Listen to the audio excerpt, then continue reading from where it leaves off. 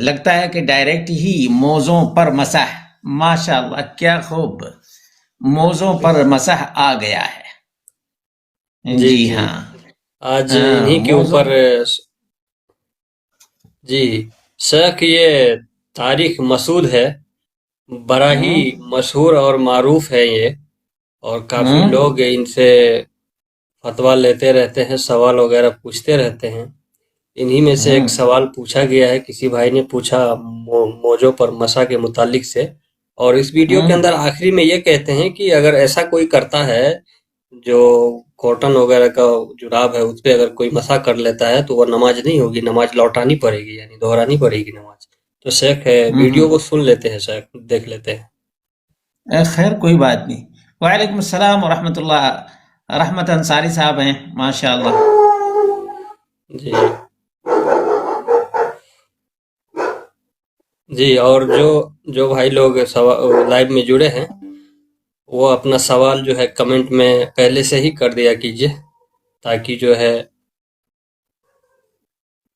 وقت کا کوئی وہ نہ ایشو نہ آئے، کیونکہ اچھی بات ہے، اچھی بات ہے۔ آخر میں ہوتا کیا ہے کہ بہت سارے لوگوں کو سوالات رہ جاتے ہیں اور پھر ہاں وقت ہاں جو ہاں ہے ہاں۔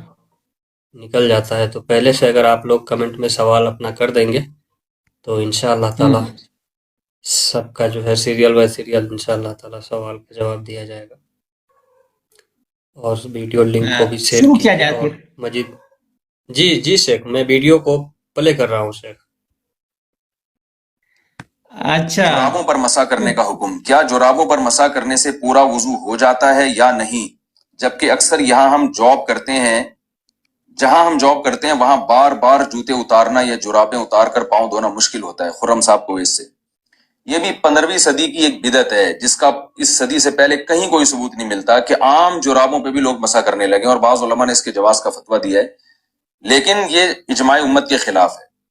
چاروں اماموں کا اجماع ہے کہ موزوں پر مسح کے لیے کچھ شرائط کا پایا جانا ضروری ہے، اور ان چاروں فقہ کے نزدیک یہ جو آج کل جو ساکس ہم پہنتے ہیں ان پر مسح بالکل جائز نہیں ہے۔ اس کی بڑی وجہ یہ ہے کہ جتنی احادیث، قرآن نے سب سے پہلے پاؤں دھونے کا حکم دیا ہے، اور یاد رکھیں جب قرآن میں کوئی حکم آتا ہے تو اس حکم سے اختلاف کرنے کے لیے کوئی بہت مضبوط اور واضح دلیل ہونی چاہیے۔ تو خفین کے بارے میں تو دلیل واضح ہے، خفین کہتے تھے چمڑے کے موزے، چمڑے کے موزے یا وہ موزے جو چمڑے جیسے ہوں جن میں پانی نہ جاتا ہو، یا وہ شرائط جو فقہ کی کتابوں میں لکھی ہوئی ہیں۔ تو قرآن نے چونکہ پاؤں دھونے کا حکم دیا، اگر قرآن میں حکم نہ ہوتا پھر ہم کہیں سے بھی کوئی بھی روایت ملتی ہم لے لیتے، لیکن قرآن جی شیخ، اس کا آخری جو ہے جملہ سن لیتے ہیں سر۔ اچھا ٹھیک ہے۔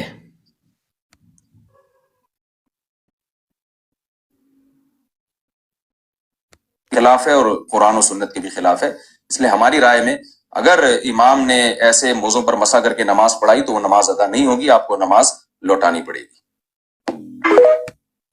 لا جی حول ولا قوت الا باللہ۔ مجھے خود سمجھ میں نہیں آتا کہ یہ مفتی طارق صاحب کیا کچھ کھا پی لیے ہیں یا ایسے ہی بغیر دیکھے ہوئے یہ فتویٰ دے رہے ہیں۔ میں ان کو کیا بولوں، اللہ تبارک و تعالیٰ ایسے لوگوں کو ہدایت نصیب فرمائے۔ امام ابو حنیفہ نے آخری وقت میں رجوع کر لیا تھا، اور امام ترمذی نے اس کو نقل کیا ہے۔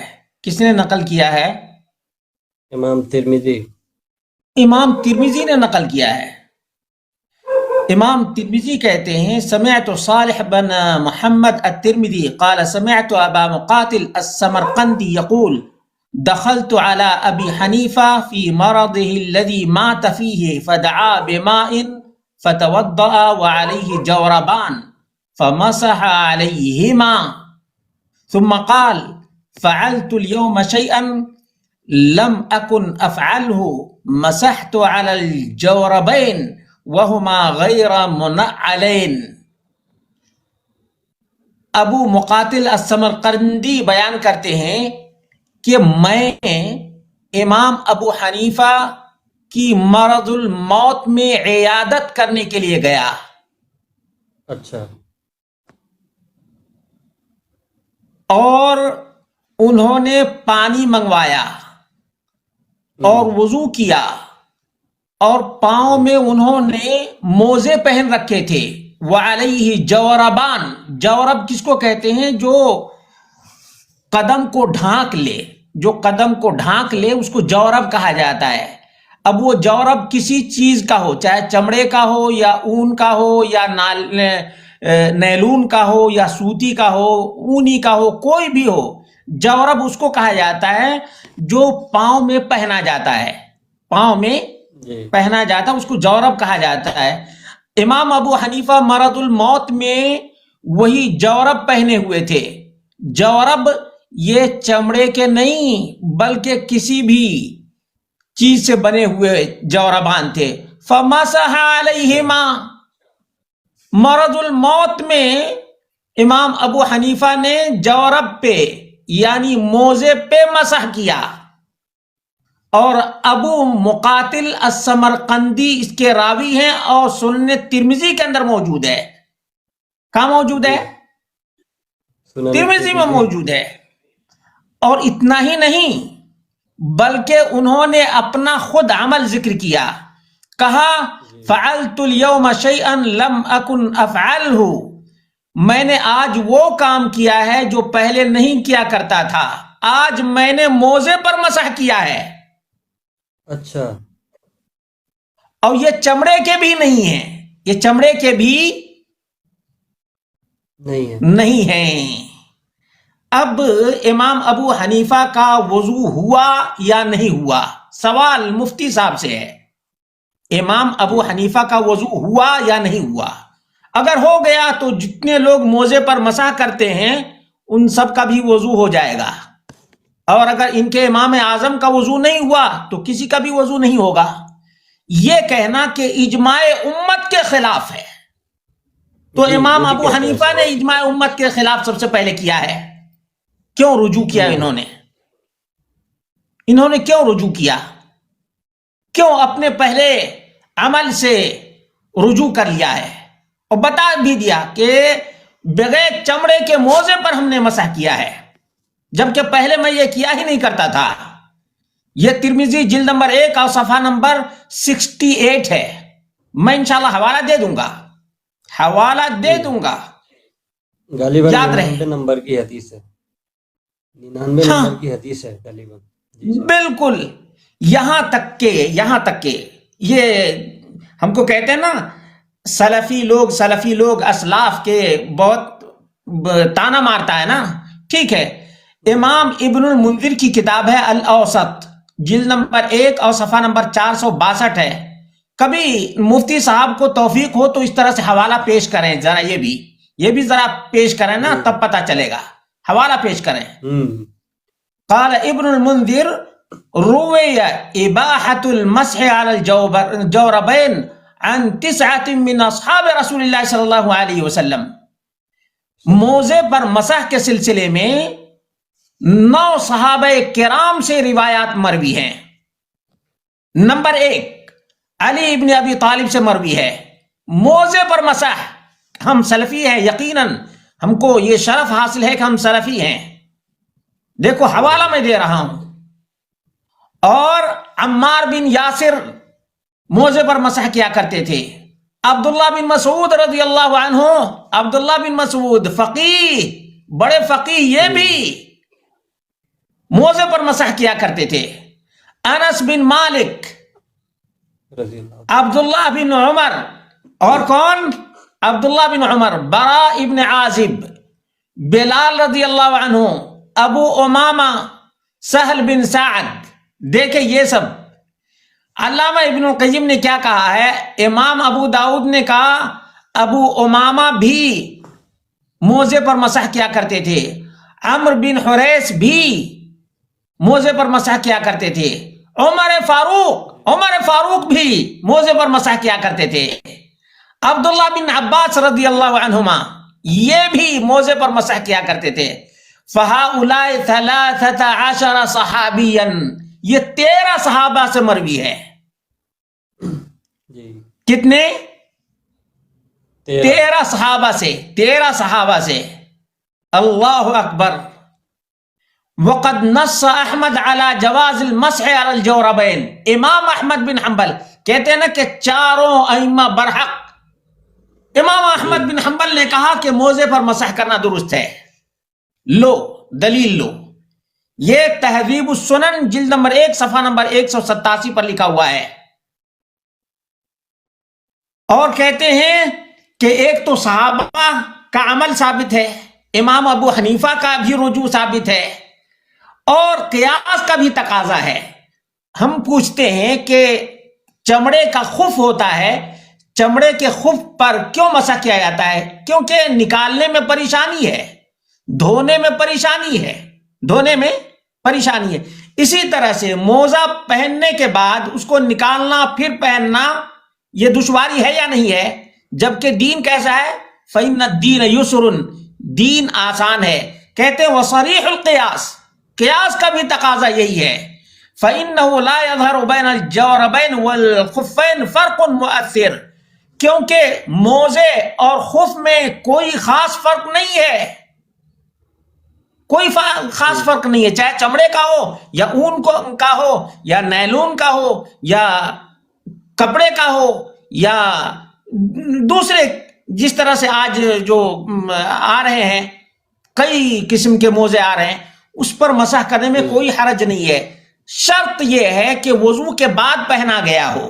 شرط کیا ہے؟ جی, وضو کے بعد پہنا گیا ہو. وضو کے بعد پہنا گیا ہو, وضو کے بعد. اور علماء لجنہ دائمہ سعودی عرب کا بیان ہے, یجوز المسح علی کل ما یستر الرجلین مما یلبس علیہما من الخفاف والجوارب. فتاوی لجنہ دائمہ جلد نمبر 4 صفحہ نمبر 101 پر ہے کہ جو پاؤں کو ڈھک لے, جو پاؤں کو ڈھک لے اس پر مسح کرنا جائز ہے, اس پر جائز ہے. یہاں تک کہ امام نووی شافعی یہ کہتے ہیں وَحَكَى أَصْحَابٌ عَنْ عُمَرْ وَعَلِي رضی اللہ عنہما جواز المسح علی الجورب وَإِنْ كَانَ رَقِيقًا. ہمارے اصحاب نے عمر اور علی رضی اللہ عنہما سے موزے پر مسح کرنے کو جائز ذکر کیا ہے, اگرچہ موزے پتلے ہوں, اگرچہ موزے پتلے موزے پر بھی. وَحَكَوْهُ عَنْ ابی یوسف, کمال ہو گیا, کمال ہو گیا, پورے حنفیوں کو اب چیلنج ہو گیا. کیا کہا کہ ابو یوسف امام ابو حنیفہ کے شاگرد کا بھی یہی فتویٰ ہے, امام ابو یوسف کا بھی یہ فتویٰ ہے, امام محمد کا بھی. یعنی حنفی مذہب کی بنیاد کتنے لوگوں پر ہے؟ 3 لوگوں پر ہے. نمبر 1 امام ابو حنیفہ, نمبر 2 امام ابو یوسف, یعقوب ان کا نام ہے, اور محمد بن حسن الشیبانی. اب تو تینوں کے تینوں موزے کے مسح کے قائل ہو گئے, تینوں کے تینوں. حنفیت تو چلی گئی, اب حنفیت چلی گئی. طارق مسعود صاحب یہ اکیلے حنفی بن گئے, اکیلے حنفی. اسحاق بن راہوے داؤد المجموع شرح المہذب جلد نمبر 1 صفحہ نمبر 500. بلکہ ابن حزم رحمہ اللہ نے کیا کہا ہے, کتنے صحابہ کا نام ذکر کیا, عمر, علی, عبداللہ بن عمر, ابو مسعود, براء بن عازب, انس بن مالک, ابو امامہ, ابن مسعود, سعد, سہل بن سعد, عمرو بن حریث. لا يعرف لهم, ان کا کوئی مخالف نہیں, ان کا کوئی مخالف نہیں ہے. دیکھا یہ المجموع. اب یہ کس نے لکھا ہے کہ امام کون؟ یجوز المسح علی الجوربین فی الجملہ, بالکل ہی موزوں پر مسح کرنا جائز اور درست ہے. وہو مذہب الشافعیہ والحنابلہ والظاہریہ وبہ قال ابو یوسف ومحمد بن الحسن وروی رجوع ابی حنیفہ الیہ فی مرضہ وبہ قال بعض السلف واختارہ ابن باز وابن عثیمین. یہ کتنا شافعی کے نزدیک درست ہے, حنبلی کے نزدیک درست ہے, ظاہری کے نزدیک درست ہے, امام ابو یوسف کے نزدیک, امام محمد بن حسن کے نزدیک درست ہے. المبسوط للسرخسی, حنفی کی کتاب ہے, المبسوط للسرخسی جلد نمبر 1 صفحہ نمبر 96. اسی طرح سے کاسانی حنفی کی کتاب ہے بدائع الصنائع للکاسانی، جلد نمبر 1 صفحہ نمبر 10. کیا بات ہے، کیا بات ہے، کمال کر دیا حنفی لوگوں نے. امام ابو حنیفہ نے رجوع کیا ہے، یہ کہاں لکھا ہوا ہے؟ اب رجوع کر لیا ہے امام ابو حنیفہ نے، اور مفتی طارق حنفی کو پتہ ہی نہیں ہے امام ابو حنیفہ کا. امام ابو حنیفہ کا پتہ نہیں. المبسوط للسرخسی جلد نمبر 1 صفحہ نمبر 96 پر لکھا ہوا ہے کہ امام ابو حنیفہ نے آخری وقت میں رجوع کر لیا تھا. امام محمد بن حسن اور امام ابو یوسف تو پہلے سے کہتے تھے کہ بھائی خف میں اور جورب میں کوئی فرق نہیں ہے.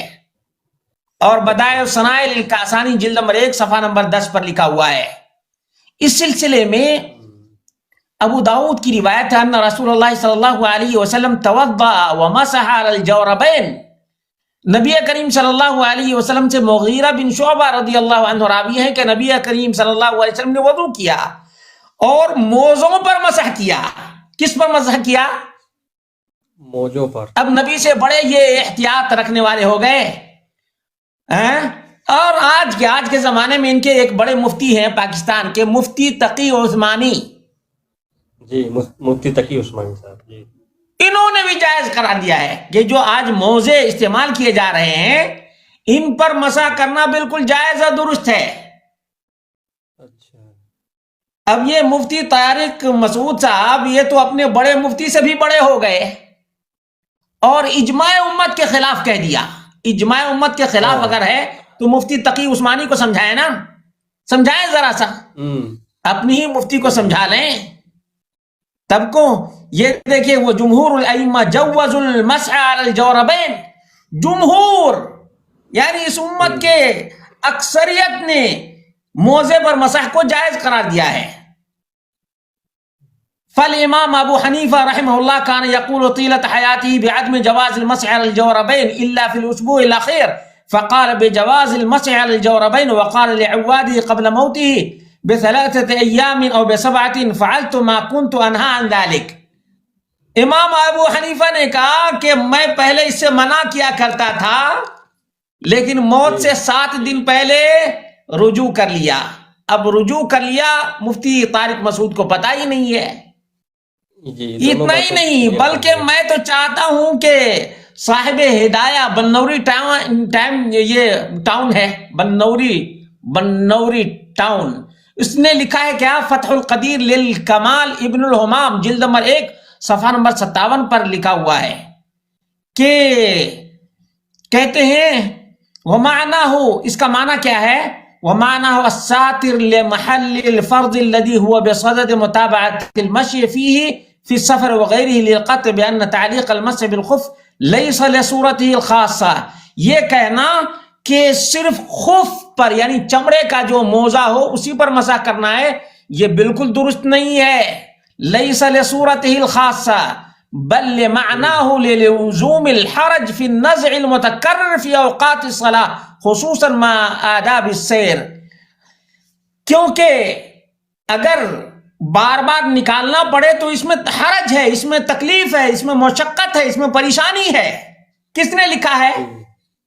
فتح القدیر للکمال ابن الحمام حنفی نے لکھا ہے اور یہی ہے فتویٰ مفتی تقی عثمانی کا، یہی حوالہ ہے. معلوم یہ ہوا کہ یہ صاحب تو گئے، نہ خدا ہی نہ ملا، نہ وصال صنم، نہ ادھر کے رہے نہ ادھر کے رہے، نہ قرآن و سنت کی انہوں نے پیروی کی ہے اور نہ ہی اپنے اماموں کی پیروی کی ہے. یہ منمانی کر رہے ہیں، اس کا مطلب اپنے نفس کی پرستش کر رہے ہیں. اب یہ کسی کی نماز کو خراب کہنا بغیر دلیل کے یہ حماقت نہیں تو اور کیا ہے؟ میں کیا کہوں اس کو؟ بہت سے لوگوں کو یہ بات غلط لگ سکتی ہے لیکن میں کیا کہوں؟ اتنے سارے دلائل موجود ہیں اور اتنے سارے فتاوی جات بھی موجود ہیں، اس کے باوجود بھی یہ ڈھٹائی سے کام لے رہے ہیں اور جتنے لوگ آج مسح کر رہے ہیں ان تمام کو مشقت میں ڈال رہے ہیں، دراصل پریشانی میں ڈال رہے ہیں یا نہیں ڈال رہے ہیں؟ جی. اب ایک آدمی ہے جو فجر میں وضو کر لیا، کیا فجر میں وضو کر لیا اور ماشاءاللہ اپنے ٹھنڈی سے بچنے کے لیے اچھے سے اچھا موزہ بھی پہنتا ہے آدمی، ٹھیک ہے نا؟ اب اس کے باوجود بھی ایک آدمی وضو کر کے پہنا ہے، پھر ظہر میں مسح کرنے کے لیے اس میں کون سی چیز مانے ہے؟ عصر میں مسح کرے تو کون سی چیز مانے ہے؟ اسی طرح سے 24 گھنٹے کا ٹائم ہے، کتنے گھنٹے کا؟ 24 گھنٹے، یعنی جب سے مسح کرنا شروع کیا، فجر میں پہنا ہے، وضو کر کے پہنا ہے، اب مسح کب کیا؟ ظہر میں، اب کل ظہر تک وضو اس میں مسح کر سکتا ہے۔ اچھا، یاد رہے گا؟ بالکل، یعنی جس وقت مسح کرنا شروع کیا اس وقت سے لے کر اگلے کل تک، جی، کل ظہر تک، آج ظہر میں شروع کیا ہے مسح، پہنا کب؟ فجر میں، پہنا کب؟ فجر میں، فجر میں پہنا، لیکن مسح تو نہیں کیا نا؟ نہیں کیا جی، ابھی تو پہنا ہے نا، وضو کر کے پہنا ہے۔ اب مسح کی باری کب آئے گی؟ جب بھی وہ مسح کرے گا اس وقت سے لے کر اگلے اسی وقت تک مسح کر سکتا ہے۔ تو یہ ہے شرعی حکم۔ اور اس سلسلے میں عبداللہ بن مبارک، کمال کی بات تو یہ ہے کہ عبداللہ بن مبارک کہتے ہیں یہ امام ابو حنیفہ کے شاگرد ہیں، اچھا، اور انہوں نے جائز قرار دیا ہے۔ اور یہیں تک نہیں، ابراہیم نخعی ان کے شیخ کے شیخ ہیں، امام ابو حنیفہ کے شیخ الشیوخ ہیں، اور انہوں نے اس کو جائز قرار دیا ہے۔ عطا ابن ابی رباح نے اس کو جائز قرار دیا ہے، عطا ابن ابی رباح، انہوں نے بھی موزے پر بغیر شرط کے مسح کو جائز قرار دیا ہے۔ معلوم یہ ہوا کہ مفتی طارق صاحب نے بہت بڑی زیادتی کی ہے، ایک شریعت کی آسان حکمت کو فراموش کر دیا ہے اور سب کو مشقت میں ڈالنے کی کوشش کی ہے بغیر کسی ثبوت کے اور بغیر کسی دلیل کے۔ اور انہوں نے جیسے صحابہ کی مخالفت کی ہے اسی طرح سے اپنے تینوں اماموں کی بھی انہوں نے مخالفت کی ہے، اور جھوٹا دعویٰ یہ کر دیا کہ اجماع امت کے خلاف ہے سوتی اور اونی موزے پر مسح کرنا۔ اجماع امت کے خلاف کون کیا ہے؟ مفتی طارق نے کیا ہے، یا جو لوگ آج موزے پر مسح کرتے ہیں وہ لوگ مخالفت کر رہے ہیں؟ کون مخالف ہے؟ یہ مفتی طارق مسعود صاحب۔ جی، اللہ رب العالمین کو سمجھ عطا فرمائے اور ان کو ہدایت بھی نصیب فرمائے۔ جی شیخ، اس کو اتنے بڑے پیمانے پہ لوگ سنتے ہیں، فالو کرتے ہیں ان کو، لیکن یہ کوئی مسائل بتاتے ہیں شیخ تو کوئی دلیل وغیرہ وضاحت نہیں کرتے ہیں، کیوں؟ ایسا کیوں؟ دلیل یہ ان لوگوں کے ہاں تقلید کا رواج بالکل ہی بہت ہی زیادہ ہے، تقلید کی روش ان لوگوں نے اپنائی ہے۔ کہاں دلیل کی بات کرتے ہیں؟ دلیل کی بات نہیں کرتے۔ ابھی دیکھ لیجیے اتنی مشقت میں نے کیوں اٹھائی ہے، اصل مقصد یہ ہے کہ دلیل کے ساتھ ہاتھو برہانکم ان کنتم صادقین، اگر تم سچے ہو تو دلیل پیش کرو، ہمارا یہی مطمع نظر ہے۔ اب یہ کیا کہتے ہیں کہ ہر ایک کو دلیل سمجھ میں نہیں آئے گی۔ ارے بھائی ماشاء اللہ، آج کے لوگوں کو آپ ایسے نہ سمجھے کہ دلیل نہیں سمجھتے ہیں، ایک ایک چیز کو پکڑتے ہیں یا نہیں پکڑتے ہیں؟ بالکل بالکل، سرچ کرتے ہیں یا نہیں کرتے ہیں؟ کرتے ہیں بالکل۔ اللہ رب العالمین نے آسان کر دیا ہے، اس لیے تقلید کی روش چھٹتی جا رہی ہے، تقلید کی روش ختم ہوتی جا رہی ہے، لوگ تحقیق کی طرف آ رہے ہیں، یہ اللہ کا بہت بڑا کرم ہے۔ جی، جزاکم اللہ خیر۔ شیخ، اس سے جڑا ہوا ایک اس میں سوال ہے کہ جیسے کوئی اگر رات میں جیسے ایک بار وضو کر لیے، اس کے بعد جراب ڈال لیے، اس کے بعد رات میں جو سوتے ہیں تو وہ فجر کے لیے کس طرح سے وہ رکھیں؟ جراب پہن کے سوئے یا نکال دے؟ نکالنے سے تو نہیں پہن کے سو سکتا ہے بھائی، پہن، ایک رات اور ایک دن ہے، ایک رات ایک دن ہے۔ اچھا، پہن کے یعنی اب سونا پڑے گا۔ مثال کے طور پر ابھی کوئی آدمی، اتنی رات ہو گئی ہے، جتنی بھی جہاں کہیں بھی رات ہو رہی ہے، ابھی کوئی پہنا، وضو کر کے پہنا ہے، پہنے رہے، فجر میں جب اٹھے تو وضو میں جو اعضائے وضو ہیں ان کو دھلے اور موزوں پر مسح کر لے، اسی طرح سے پہنے رہے، ظہر میں بھی نہ نکالے، اور اسی پر کی بات ہے۔ بالکل یہ درست ہے، بالکل یہ درست ہے۔ جی، جزاک اللہ خیر۔